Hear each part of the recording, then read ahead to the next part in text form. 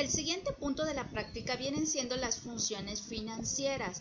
De estas solo les voy a enseñar en dos funciones porque sí hay que tener cierto conocimiento en cuanto a los aspectos financieros para poder aplicar estas funciones. Pero les quería mostrar cómo se pueden utilizar y ya ustedes con un poquito de más calma, más tiempo, pudieran ir revisando y aprendiendo un poquito más acerca de esto, ¿sí? Bueno, de acuerdo a la práctica nos dice que para lograr aumentar el gasto generado durante el primer cuatrimestre, la escuela va a realizar un préstamo que cubrirá el monto del gasto, que viene siendo este, que vemos al final, los 11,818 pesos, que no, en realidad no es tanto, ¿no? Dicho pago se va a realizar en 2 años, es decir, en 24 meses, ¿no? Entonces van a ser 24 pagos. Para esto se va a pagar un interés del 3%. Entonces tenemos que utilizar la función de pago para saber cuánto vamos a pagar en cada mes, ¿sí? Esto o el resultado de esta función siempre nos aparece en negativo. Bueno, antes de aplicar esta función vamos a generar una tablita como la que nos aparece ahí abajo y vamos a escribir, recuerden, préstamo, tal como lo hicimos en la tablita de arriba, número de pagos, tipo y cuota mensual, ¿sí? Entonces en préstamo vamos a colocar los 11,818, que es lo que nos encontramos o tenemos ahí. La tasa, de acuerdo a la práctica, nos decía que es el 3%. El número de pagos son en 24 pagos porque son 2 años. El tipo lo vamos a manejar en 0. Y lo que vamos a calcular es la cuota mensual. Entonces vamos a hacer nuestra tablita. Centrado, negrita. Vamos a combinar estas celdas para que nos quede de una manera adecuada. Centramos también esto. ¿Sí? La cuota mensual. Combinamos y pues hacemos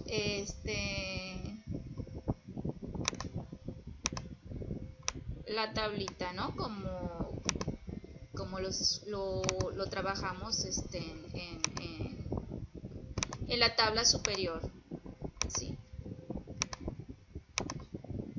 Toda esta cuestión del formato pues lo pueden ir dejando para lo último. Lo importante es pues las operaciones que están realizando, ¿sí? Y la aplicación correcta obviamente de las funciones. Y bueno, ya tenemos nuestra tablita. Entonces aquí lo que queremos calcular viene siendo nuestra cuota mensual. ¿Cuándo vamos a pagar al mes? Entonces nos vamos de nuevo a la pestaña fórmulas y ahora vamos a buscar las funciones financieras, ¿sí? Entonces la función financiera a utilizar viene siendo pago, nada más pago, ninguno otro. Hay diferentes tipos de pago. En nuestro caso vamos a buscar la que dice solamente pago y nos debe de aparecer estos argumentos de función.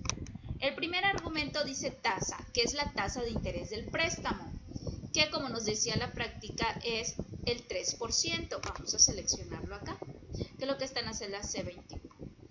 El NPER viene siendo el número total de pagos del préstamo, que como ya habíamos dicho, iban a ser a 2 años, o sea, son 24 meses, ¿sí? Es el número de pagos. BA es el valor actual, ¿sí? Es el valor, la cantidad de una serie de pagos futuros. El valor actual es lo que tenemos nosotros como nuestro préstamo, es lo que tenemos que pagar ahorita, ¿sí?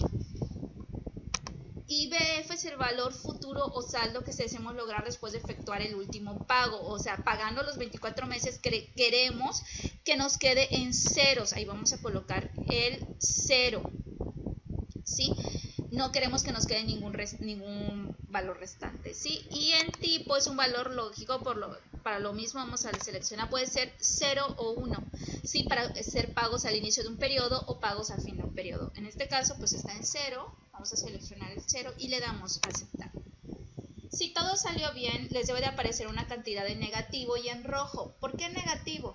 porque es el primer pago, es lo que le vamos a descontar a nuestro préstamo, ¿sí? El primer mes vamos a pagar 697 pesos con 82 centavos y se le va a disminuir a nuestro préstamo, ¿sí? Con esto podemos saber cuál va a ser la cuota que vamos a pagar de manera mensual, ¿sí? Lo que sigue, ahora dice que lo que quiere la universidad es conocer el interés a pagar en la primer cuota del préstamo. Entonces, para ello vamos a agregarle dos columnas a nuestra tablita, ¿sí? Una llamada interés en la cuota número, vamos a poner interés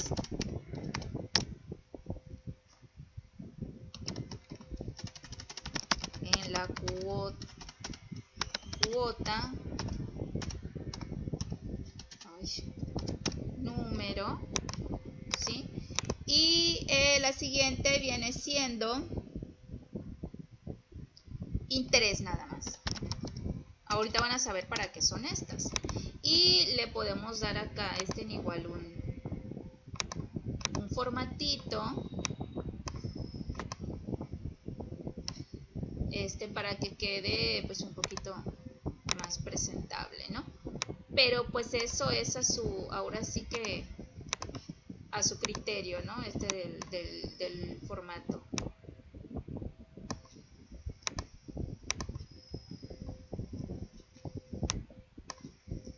¿Sí? Entonces, lo que sigue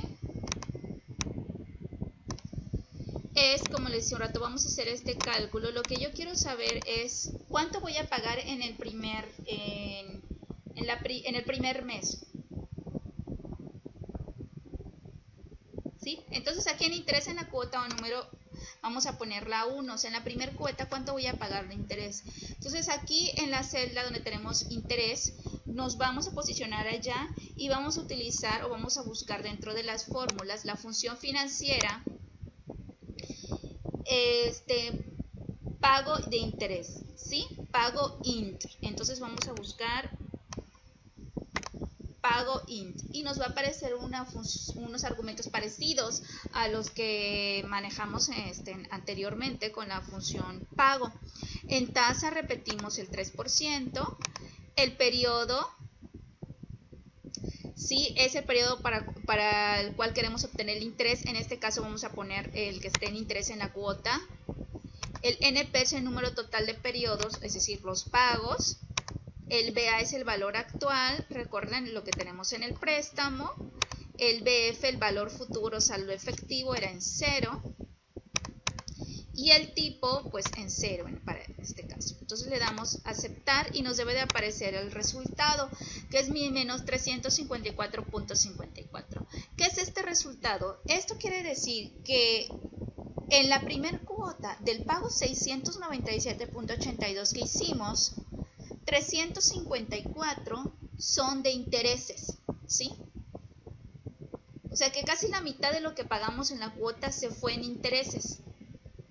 No estamos abonando mucho a lo que es el capital, ¿sí? Si ustedes aquí cambian el número de la cuota, por ejemplo, para la cuota 5, el quinto mes, ¿sí?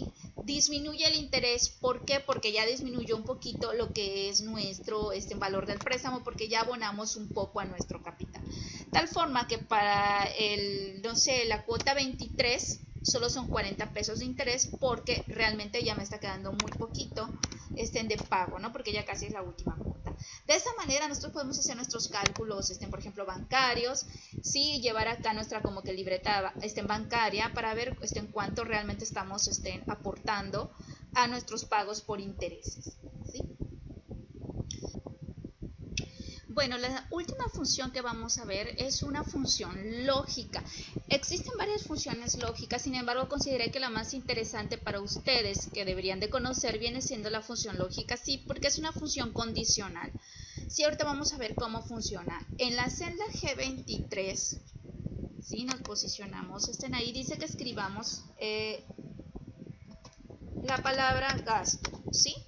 Y a un costado aplicamos la función lógica sí. Entonces nos vamos a la pestaña fórmulas, en lógica le damos o seleccionamos la función sí y nos aparece este cuadro donde nos solicita los argumentos de la función. En este caso, en primera instancia nos aparece la prueba lógica y un valor verdadero y un valor falso. Ahí mismo en la práctica les estoy diciendo que devolvamos autorizado si el préstamo es menor y de lo contrario se devuelve denegado. ¿Cómo podemos poner esa condición dentro de esta función? Aquí donde dice prueba lógica, ¿qué comparación queremos hacer? Que si el préstamo, ¿cuál es el préstamo? Este que encontramos aquí, los 18.818, si el préstamo es menor o igual a 12.000, ¿sí? Si es verdadero, que aquí dice, si el valor es verdadero, entonces ¿qué tenemos que poner? Autorizado.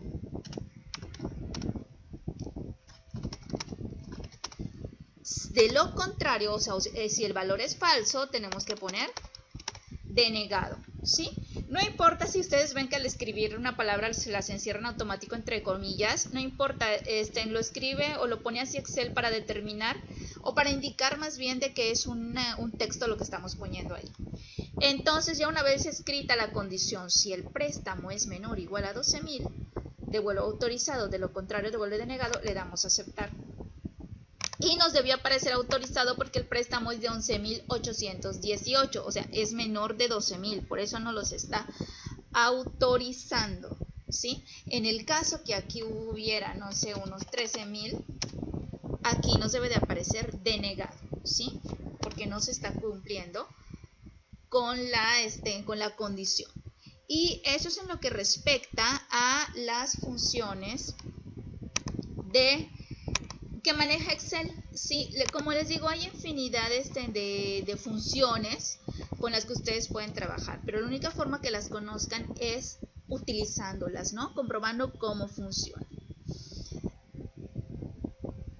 Bueno, lo siguiente en la práctica viene siendo insertar un gráfico con los datos correspondientes a los totales obtenidos por mes. O sea, en enero queremos que nos represente el 3.185, en febrero el 2.900, en marzo así nos vamos posteriormente hasta abril. ¿Sí? ¿Cómo se insertan los gráficos? Se hace de igual manera que se inserta en Word cualquier objeto.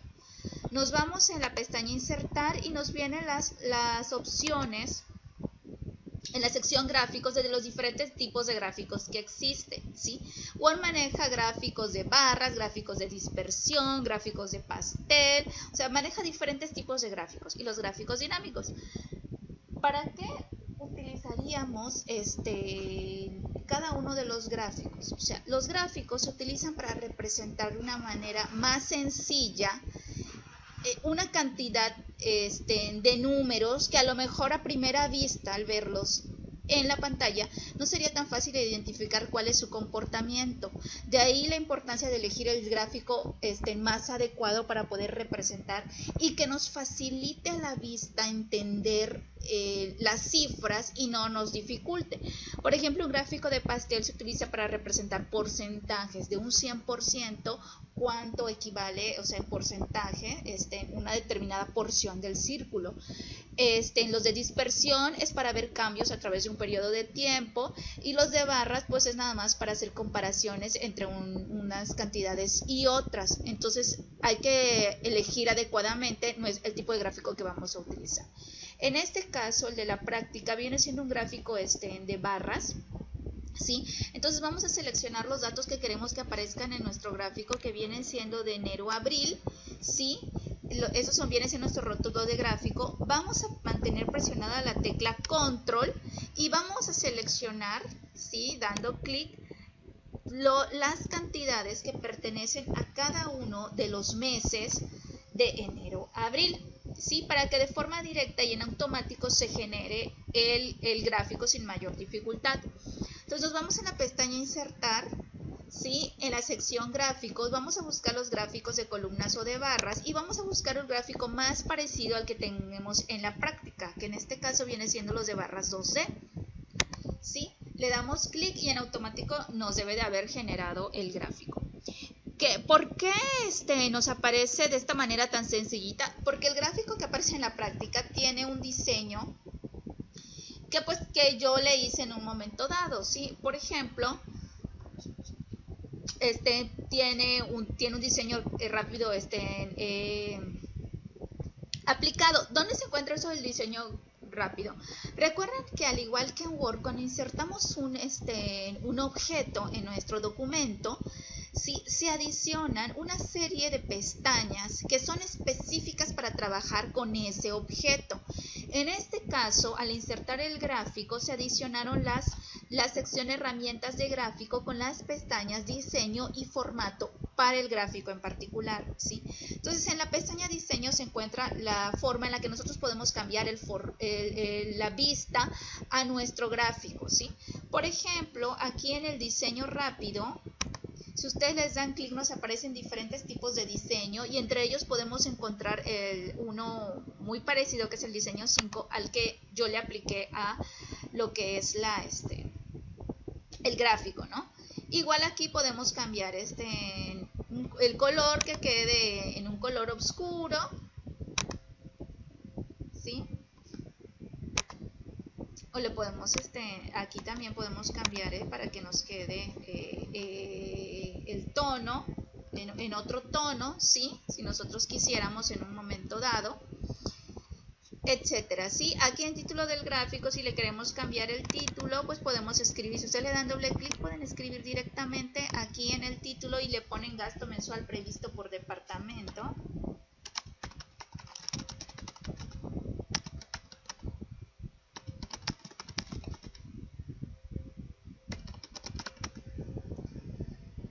¿Sí? Aquí si ustedes quieren cambiar lo que es el nombre de la serie, le podemos dar aquí en seleccionar datos y aquí donde dice serie 1 le damos modificar y seleccionamos el nombre que querramos que tenga la serie. En este caso es universidad y le damos aceptar.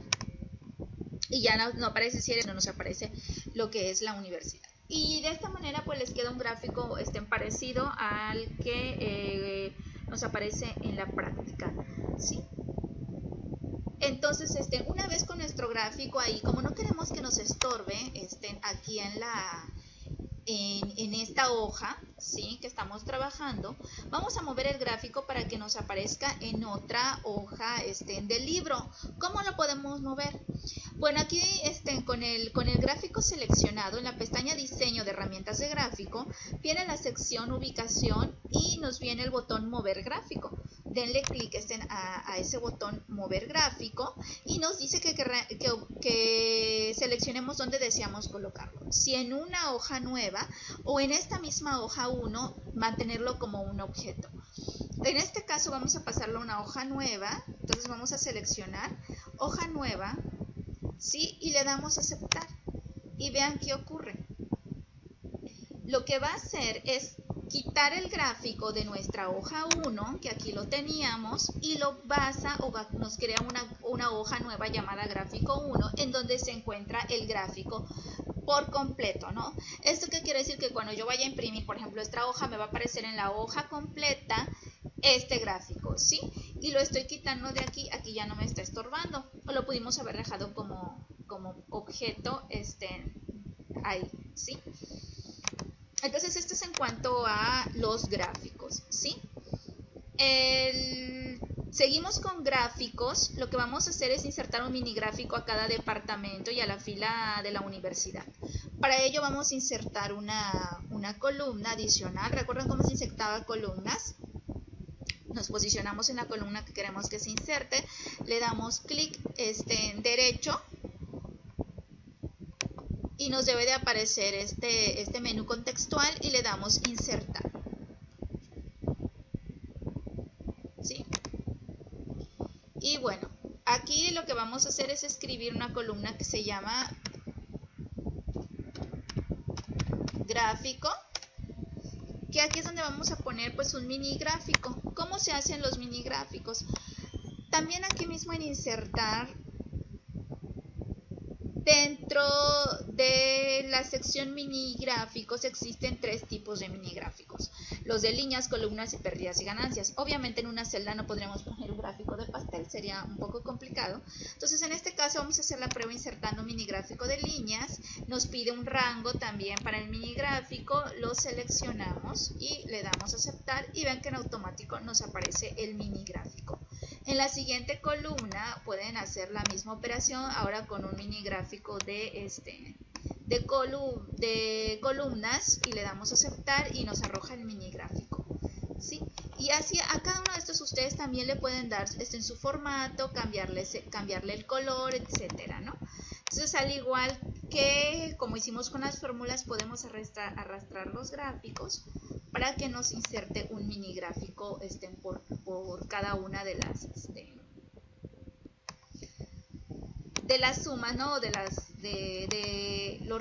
las operaciones o los resultados que se tiene por cada mes y por cada uno de los rubros para saber cuál es el comportamiento. ¿Para qué nos sirven esos mini gráficos? Para saber, por ejemplo, en este caso, cómo se comportó Juan o cuánto gastó Juan de enero a abril, y no estar metiendo, imagínense cuántos gráficos tendría yo que generar para ver el comportamiento de cada uno de las personas o de cada uno de los departamentos. Entonces, para eso más bien sirven los mini gráficos.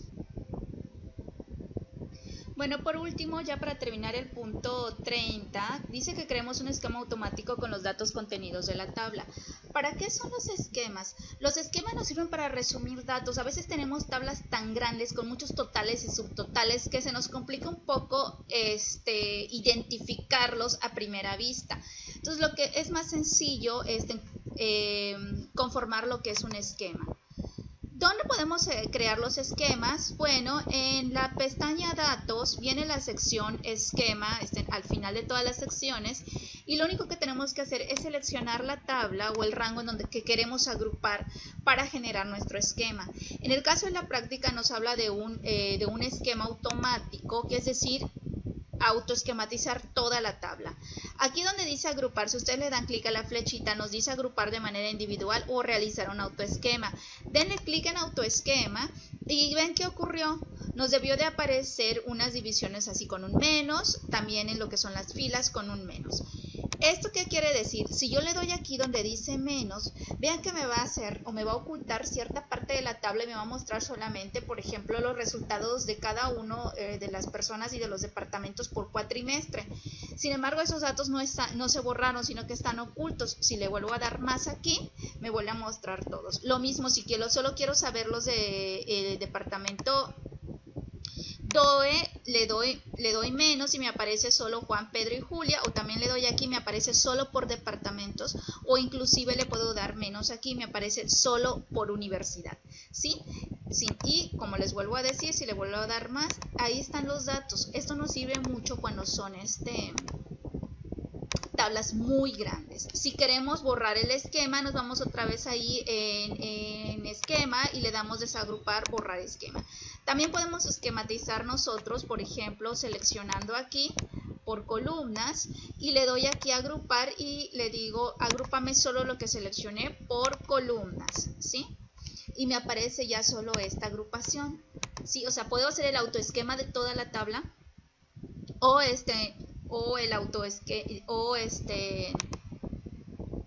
lo que es que nosotros vayamos seleccionando por partes qué es lo que queremos agrupar, ¿sí? O desagrupar. Entonces, para fines de la práctica nos dice seleccionar toda la tabla y generar el autoesquema, ¿sí? Y con esto ya tendrían terminada todo lo que es la práctica. Espero que les haya servido pues lo poco mucho que pudimos abarcar en Excel. Espero que ustedes puedan investigar un poquito más, tratar de hacer un poquito más de práctica en esto. La única forma de que aprendan a utilizar bien Excel es practicando. Espero verles pronto y estén pendientes también del tutorial para hacer la práctica de Access.